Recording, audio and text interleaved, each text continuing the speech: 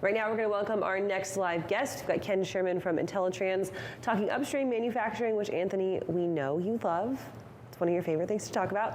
So, Ken, thank you for joining us this morning. It's great to have you. It's been a while since we've chatted. Yeah, it has. Appreciate the opportunity. Hope you guys are doing well today. We're doing pretty good, and we're excited to get into this because there's a lot that's gone on, and we're all still kind of sitting here like, are we in this post-COVID world? Are we still experiencing world-changing events? What's the manufacturing sector doing right now? So let's just start off with kind of a broad overview. What are you seeing as trends in the market right now? Yeah, so most of the volume continues to be strong. There's a mix between, say, chemicals being much better and then grain being further down. But in general, most of the segments are doing well, especially related to last year. If you remember, a couple weeks earlier in the year, we had that freeze in Texas that negatively impacted a whole bunch of our customer base. So you had a huge drop off in volume and then a recovery from that. We're still seeing volumes at or kind of above that level, which is positive. Then they're still struggling. Like if you look at the flatbed market, that load to truck ratio and rates are still high like they are in other markets. And the rail service has not been what I would call outstanding. In particular, Norfolk Southern has had some struggles where, to use a metric I don't really like, but it's indicative of the challenges, their average train speed dropped from, say, May of last year, around 25, 26, to a low of about 17.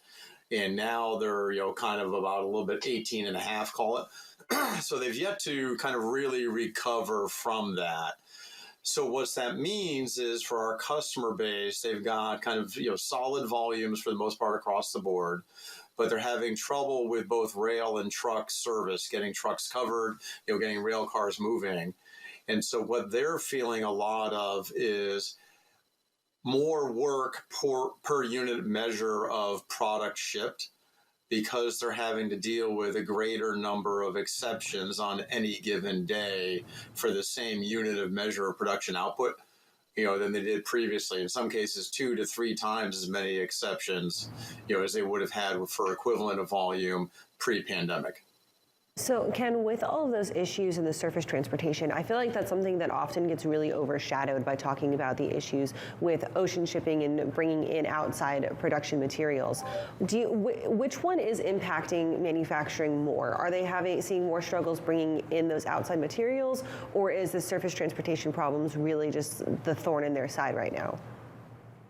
Well, so for the customer base that we serve, right, or the bulk and break bulk commodity industries, where they feel the ocean pinch is actually exporting, not importing, because we outbound a lot of loaded containers of bulk and break bulk commodities.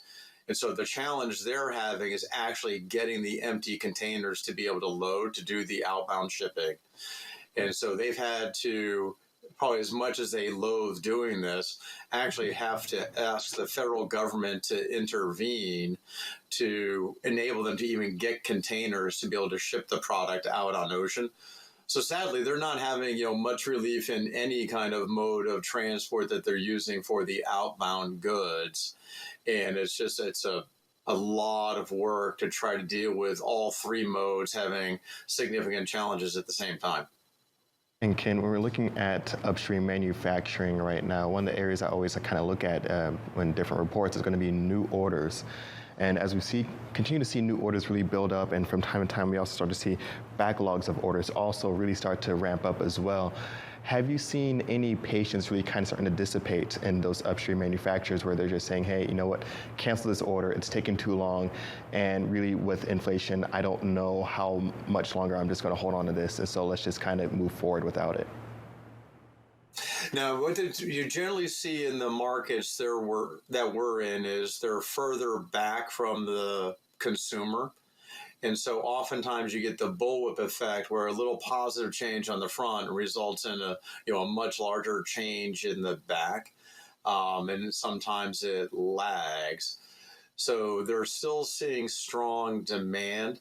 In some markets like lumber, still able to push strong pricing because of that. But with other than the normal kind of adds, deletes, inserts, cancellations that our folks see because they're further back. Haven't seen that as being as much of a problem as just the problems with getting the shipments moving and then dealing with the exceptions even once they are moving. Ken, we haven't talked to you since there's been this now government spotlight on our industry, really, as transportation as a whole. Has anything that's come out from the infrastructure bill or any of the subsequent legislation impacting both trucking and transportation now going to have a big impact on the sector that you focus on? Or is it all just kind of lumped in with the general transportation legislation? Well, no, there's two things going on that impact us. Well, really three. One was the lobbying and the potential ocean carrier legislation that's out there.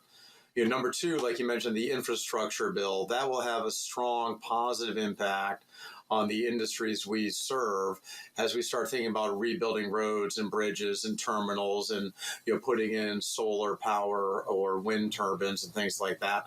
All of that takes tremendous amount of steel, concrete, cement, copper, which will benefit our customer base.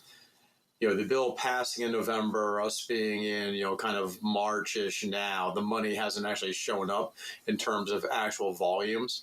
So we anticipate that that will be a tailwind for us and our customers in terms of additional demand. The other thing that is out there that came out either yesterday or the day before was the White House looking to create a national data portal for transportation. Mm-hmm. And so we're working with the SCORE Coalition behind the scenes on that to try to make sure we kind of help steer it in the direction, for example, that I think it needs to go, which is less about providing a tracking platform around where's any given shipment, which there are plenty of commercial providers in addition to myself that do that across the various modes. What the freight portal could be is if you have all this data being contributed to it, is be able to tell shippers things that they cannot detect on themselves.